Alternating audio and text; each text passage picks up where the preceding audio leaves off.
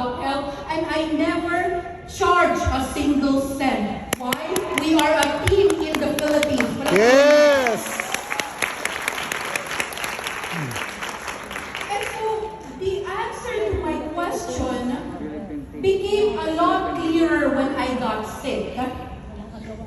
You know, alam niyo ba na ang second most common disease worldwide, epidemiologically speaking, ay cancer? We do not know why. Even in the medical profession, we do not know why cancer seems to be so prevalent right now.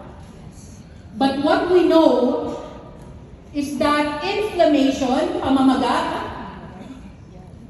and chronic na sakit na hindi nagko-comply sa mga medisina may be a factor.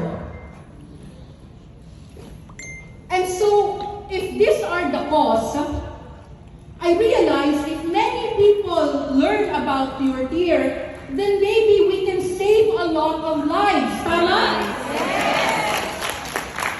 You see, in all the pharmacological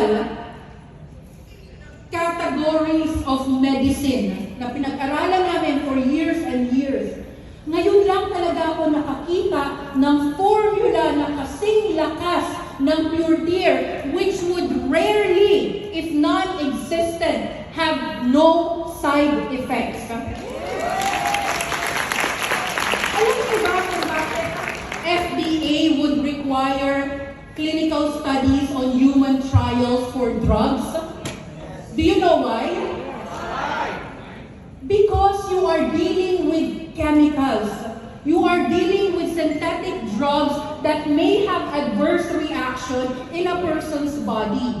Kaya FDA is very, very strict on clinical trials. Do you know why? It's not mandatory or hindi kailangan na mag-clinical trial